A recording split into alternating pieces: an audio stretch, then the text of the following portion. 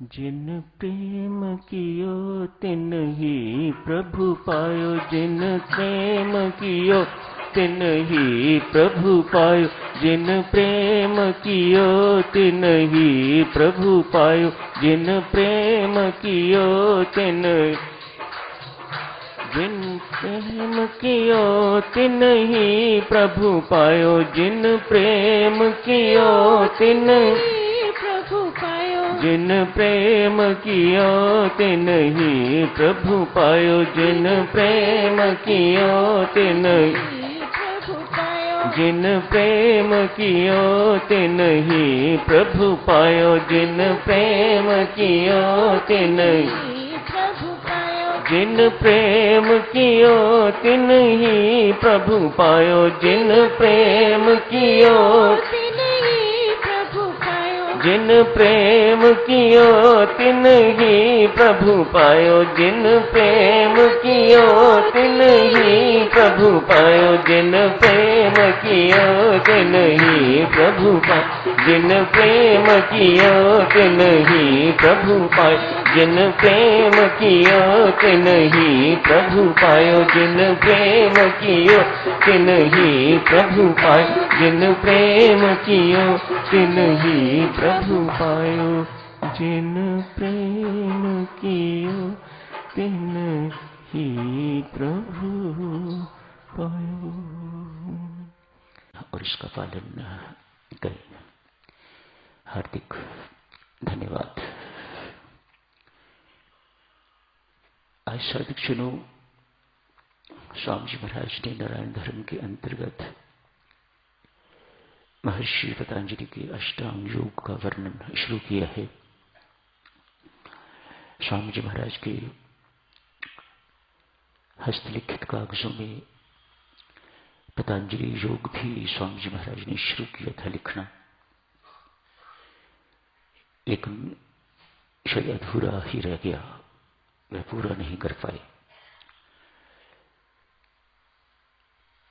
8 अंगों का ये योग स्वामी जी महाराज ने नाम से यदि अधिक नहीं तो कम से कम 5 का वर्णन तो भक्ति प्रकाश में किया ही हुआ है। मानो वो भी मानते थे कि जो इस महर्षि ने लिखा है, जो पालन करने के लिए कहा है, वह बहुत महत्वपूर्ण है एक साधक के लिए, चाहे वह नाम का उपासक है, हठ योगी है, ज्ञान योगी है, ध्यान योगी है, भक्ति योगी है। हर एक के लिए यम नियम का पालन करना ऋषि मुनि अति आवश्यक समझते हैं। नियम है साधना संबंधी नियम,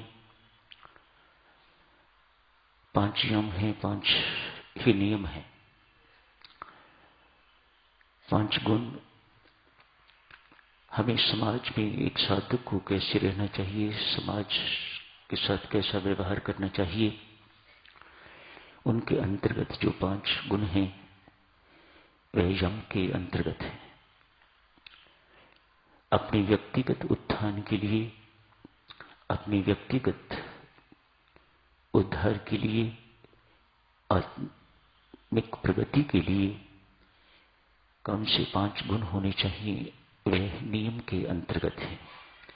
5 ही गुण यम में है, 5 ही पालन करने योग्य तथ्य नियम में है। आसन, प्राणायाम, प्रत्याहार, धारणा, ध्यान एवं समाधि, ये 8 अंग हैं अष्टांग योग के, पतंजलि जी के। ज्ञान के मार्ग पर चलने वाले, योग के मार्ग पर चलने वाले साधकों को तो ये सब कंठस्थ हैं और एक एक गुण का यथासंभव मन को मार के एक एक का पालन करने की ही चेष्टा करते हैं।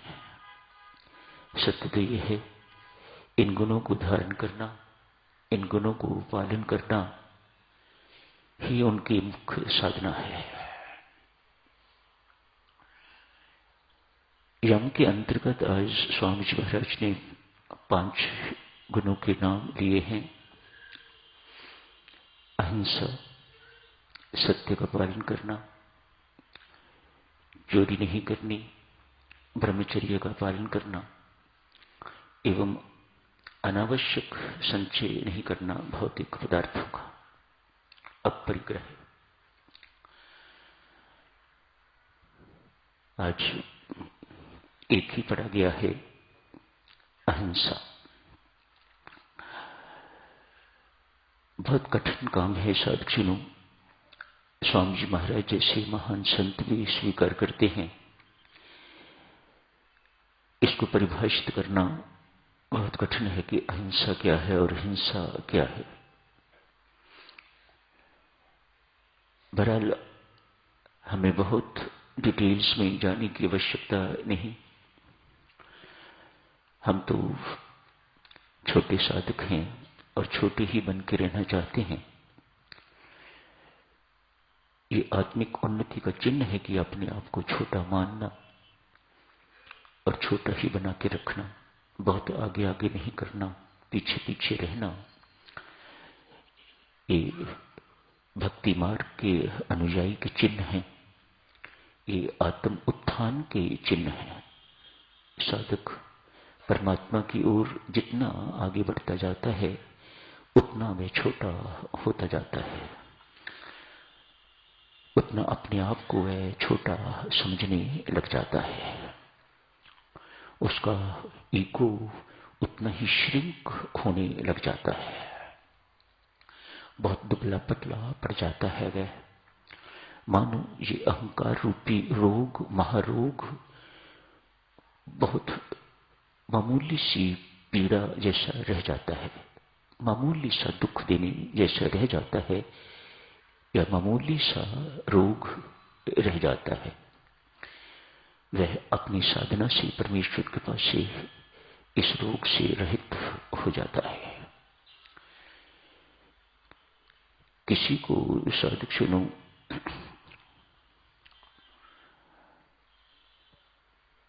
अपने रहित, अपने को छोड़ के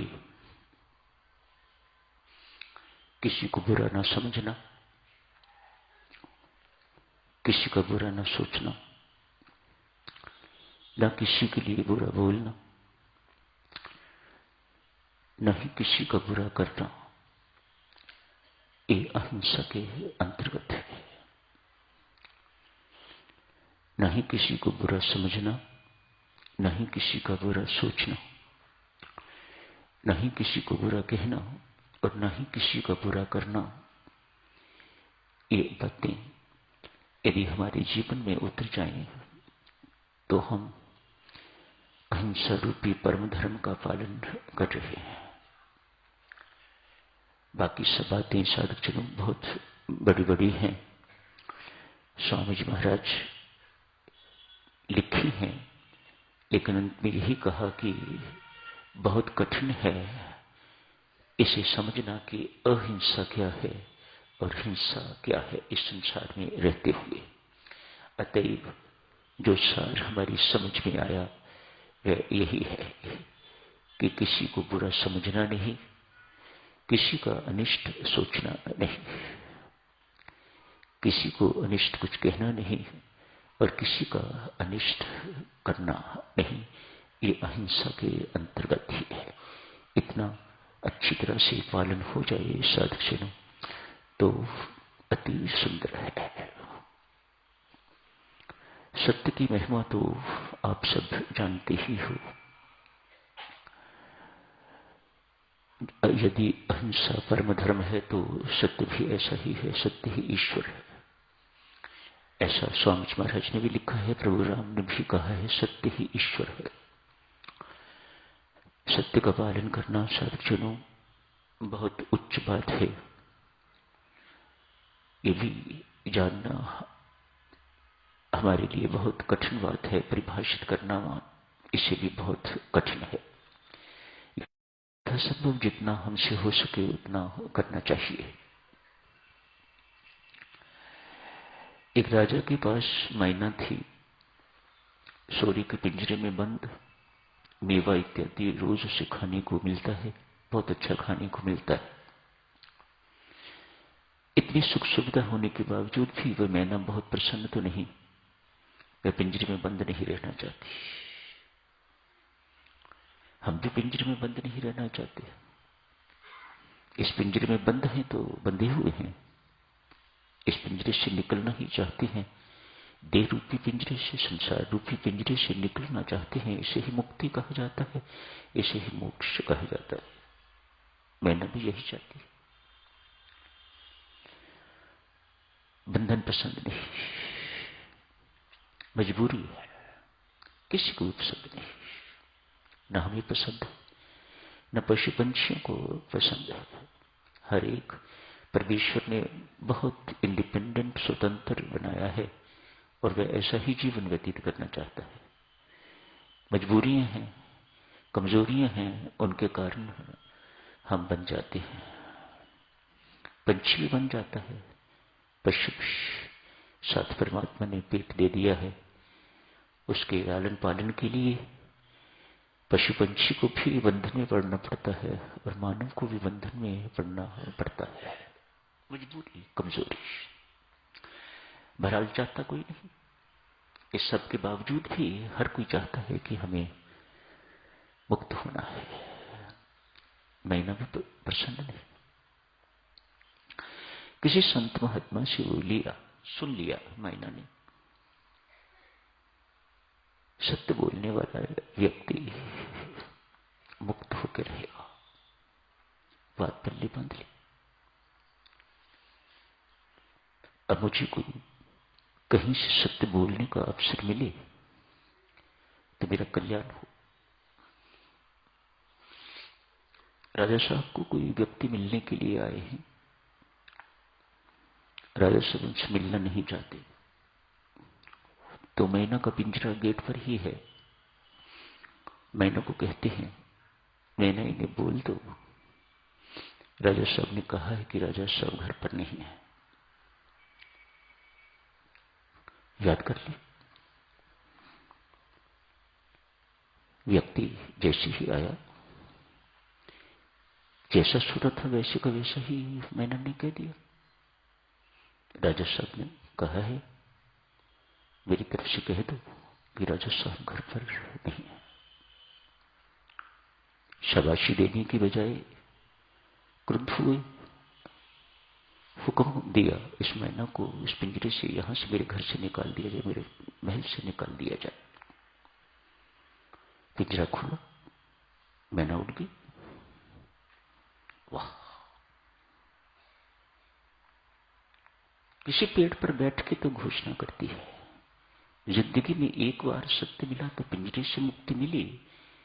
जो कोई जीवन भर सत्य बोलेगा उसे मोक्ष मिलके रहेगा। मैना कहती है, मैं लिख के देती हूं, मैंने जिंदगी में एक बार सत्य का पालन किया है और तत्काल मैं पिंजरे से मुक्त हो गई। ये सत्य बोलने का प्रताप है। ऐसे ही साधक सत्य पालन पर अनेक छोटी छोटी कहानियां हैं जो हमें प्रेरणा देती हैं, हमें प्रेरित करती हैं अधिक से अधिक जितना हो सके। संसार है साधक जनों, हमारी बहुत कमजोरियां हैं, हमारी बहुत मजबूरियां हैं और परमात्मा इस बात को जानता है। बहरहाल जो इन कमजोरियों, इन मजबूरियों को लंघ जाता है वह तो पार है ही है। उसके लिए, उसके उद्धार के लिए परमात्मा को भी कोई बहुत यत्न नहीं करना पड़ता। यत्न तो हमारे जैसे निकम्मों के लिए करना पड़ता है जो जगह जगह पर अपनी मजबूरी, अपनी कमजोरी के कारण गिर जाते हैं। गृहस्थ के लिए, एक संसारी के लिए साधक जनों कोई और विकल्प है नहीं। जगह जगह पर वह उसे झूठ बोलना पड़ता है, छुपाना पड़ता है और यहाँ ये सब कुछ कहा हुआ है कि छुपाना भी जो है वह चोरी है। तो आदमी क्या करे, बहुत कठिन काम है एक संसारी के लिए ऐसा जीवन यापन, जैसा कि महर्षि पतंजलि ने लिखा है। स्वामी जी महाराज ने लिखा है, मां शिवतांजलि ने जो लिखा, पर क्योंकि स्वामी जी महाराज ने लिखा है, इसको भक्ति प्रकाश में इंक्लूड किया है, तो हमारा कर्तव्य बनता है कि यथासंभव ही नहीं, हमारा भरसक प्रयत्न होना चाहिए कि जो गुण स्वामी जी महाराज ने वर्णन किए हैं उनको जीवन में उतारना चाहिए और उनका अनुपालन करना चाहिए। स्वामी जी महाराज ने थोड़ी थोड़ी जगहों पर स्पष्ट भी किया है, यदि एक गृहस्थ को ब्रह्मचर्य का पालन करना है तो स्वामी जी महाराज एक गृहस्थ ब्रह्मचारी को कैसे परिभाषित किया जाता है उसकी भी परिभाषा लिखते हैं, स्पष्ट करते हैं। ऐसा गृहस्थ जो है वह ब्रह्मचारी ही कहलाने योग्य है। सब चीज स्वामी जी महाराज ने, मानो वह हमारी कठिनाइयों को, एक गृहस्थ की कठिनाइयों को भली भांति जानते हुए स्पष्टीकरण किया हुआ है ताकि हम उनका अनुपालन कर सकें और उनसे लाभ ले सकें। तो यही समाप्त करने की इजाजत दीजिएगा। दीपावली के इस महान पर्व पर साधु ने आज फिर आपको बहुत बहुत बधाई देता हूं। मैं तो कल सुबह प्रस्थान करूंगा, तो सारे ही उत्सव आज का छोड़ के सारे ही उत्सव मेरे बाद में होंगे। तो आज आप सबको बहुत बहुत ही शुभकामनाएं, मंगल कामनाएं, बधाई देता हूं।